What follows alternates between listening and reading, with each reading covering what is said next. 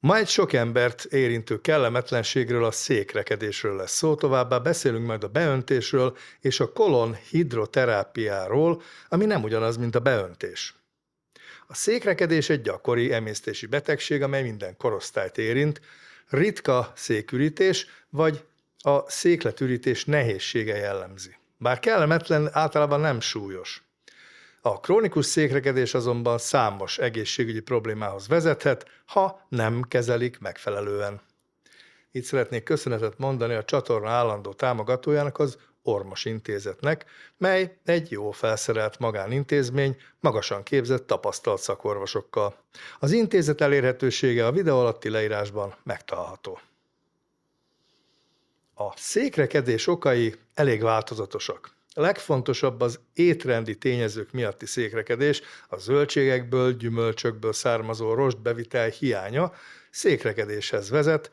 A rostok más előnyeiken túl megnövelik a széklet volumenét, és a megkötött folyadék miatt elősegítik a széklet lágyítását is, így az könnyebben üríthetővé válik. Ha valaki nem iszik elég vizet, a széklet kemény és nehezen üríthető lesz. A testmozgás hiánya az emésztőrendszer renyheségéhez vezethet. Bizonyos gyógyszerek, beleértve a fájdalomcsillapítókat, savkötőket, antidepresszánsokat mellékhatásként okozhatnak székrekedést.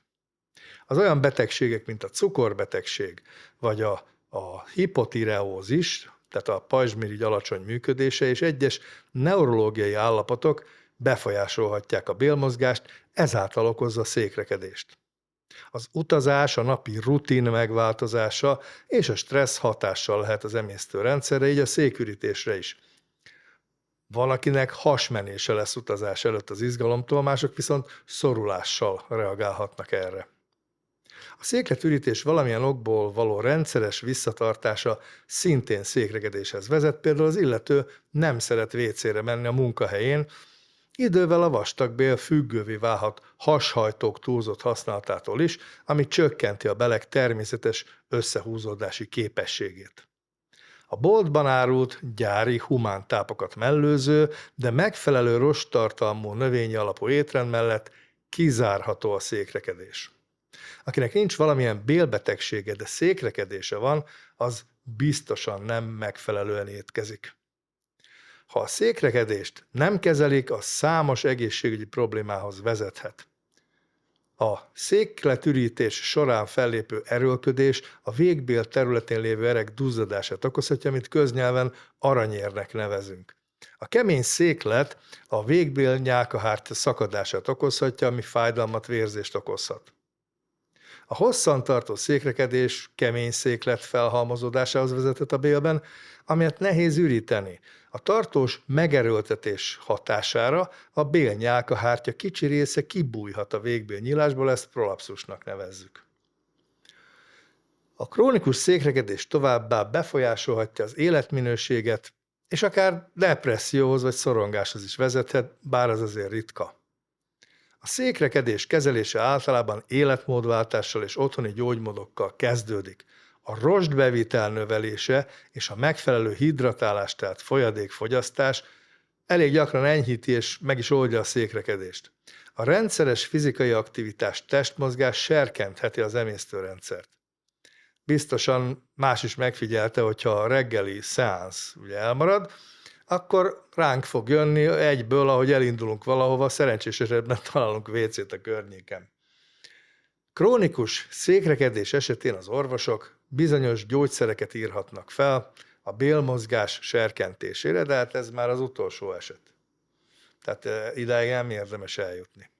A székrekedés elleni beöntés az egyik legrégebbi, még ma is használatos gyógymód. De az, hogy még mindig használatban van, az nem jelenti azt, hogy még mindig a legjobb, különösen, ha valaki ezt otthon gyakorolja. Bármilyen beöntési eljárás, de különösen az otthoni beöntés több kárt okozhat, mint hasznot. Egy gyors internetes keresés számos beöntési megoldást hoz fel, beleértve a hideg vizet, a meleg vizet, a szappanos vizet, citromlevet, olívaolajat, kávét, ásványi olajokat. Ezek közül jó néhány ártalmas lehet beöntésként használva. Még a meleg víz valószínűleg a legjobb választás, ha minden áron ragaszkodik valaki a beöntéséhez, hát azért forró ne legyen. A krónikus székrekedést nem fogja ez megszüntetni. Tehát beöntéssel kapcsolatban azt javaslom, hogy nem kell. Ha orvosi célból történik kórházban, ez egy más lapra tartozik. De otthon csak úgy beöntögetni. Most itt felmerülhet a kérdés, hogy a kolon hidroterápia azonos-e a beöntéssel, azaz a vastagbél tisztítása is beöntésnek számít-e. A kolon hidroterápia nem ugyanaz, mint a beöntés. A beöntés során a folyadékot a végbél tisztítására használják, és a beöntés célja, hogy serkentse a székletürítést. A kolon hidroterápia célja viszont egész más, ez az egész vastagbél tisztításáról szól, inkább úgy lehet elképzelni, mint egy szuperagresszív beöntést. A vastagbél hidroterápiát, vagy kolonhidroterápiát gyakran népszerűsítik, mint megoldást a vastagbél egészségének megőrzésére, a legváltozatosabb dolgokra. Amikor ilyen panácea, mindenre jó típusú megoldást látunk, és főleg ugye guruktól erednek az információk, az ember akkor gyanakvóvá válik, általában joggal. Úgy is emlegetik, mint a puffadás, a vastagbélgyulladás, a székrekedés és az emésztési zavarok kezelésére való megoldás, de legjobb a detox, a méregtelenítés. Ez olyan ijesztően hangzik, és ha a páciens elképzeli a sok kakit odabent, ugye megriadhat, hogy micsoda dolgok vannak a motorház földél alatt, gyerünk egy olajcserére, hagyj menjen ki a sok fekete toxin. Azonban nincs méreg, nincs toxin, nem halmozódik fel semmilyen méreganyag a vastagbélben.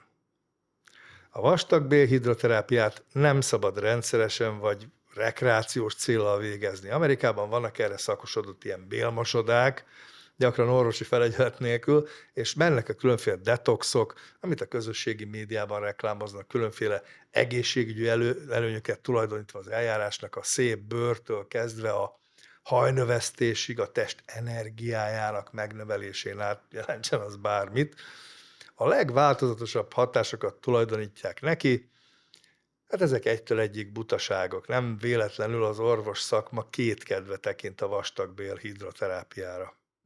Természetesen, aki ilyesmikben hisz, az menjen nyugodtan öblögetni, pszichésen biztosan jobban fogja érezni magát utána, hiszen megkapta azt, amiben hisz.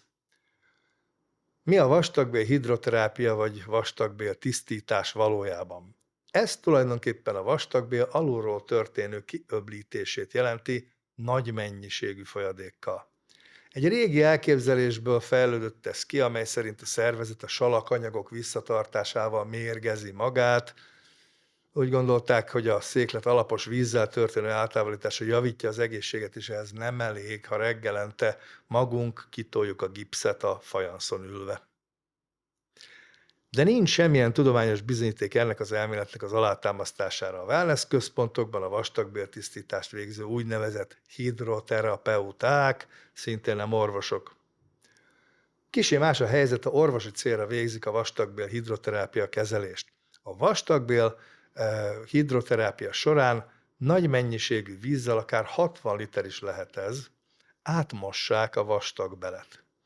Ez a végbélbe felvezetett cső segítségével történik. A procedúra egy speciális berendezés által történik meg, amely egyfajta szivattyúféle adagolja a bejutatott vizet, ugyanakkor időközönként vissza is szívja a bélből a matériát. Tehát nem 60 litert nyomatnak be egyszerre, attól kipukkadna bárki, mint a suliban a vízzel töltött gumióvszer. Biztos mindenki látott ilyet iskolás éveiben. A kolonhidroterápiát én két esetben látom indokoltnak. Az egyik a kolonoszkópia előkészítése, tehát a vastagbél tükrözés előkészítése. Ebben az esetben a korábban használt orális hashajtós módszernél jóval hatékonyabb és kevésbé megterhelő a betegnek. A másik eset akkor van, ha a mikrobiom súlyosan károsodott, és olyan baktériumok szaporodtak el, amelyek például elősegítik a vastagbélrák kialakulását. Ilyenkor kolonhidroterápiával lehet eltávolítani ezeket, egyidejű pro- és prebiotikus kezelést is alkalmazva a normál flóra elérésének érdekében. A kolonhidroterápia elérhető az orvosintézetben. Nagyon hasznos, ha egyúttal sorra kerül egy kolonoszkópia, tehát egy vastagbéltükrözés is, mivel ezzel az eljárással lehet felfedezni a kezdődő vastagbélrákot, illetve ennek a rákmegelőző állapotát, a polipózist. Ebben az utóbbi esetben a vizsgálattal egyidejűleg elvégezhető a polip eltávolítása, tehát nem kell újra kezdeni az eljárást megint befeküdni az asztalra. Mint egy jó autószervizbe, bemegy a kocsi egy mosásra, kijön megjavított kipufogóval.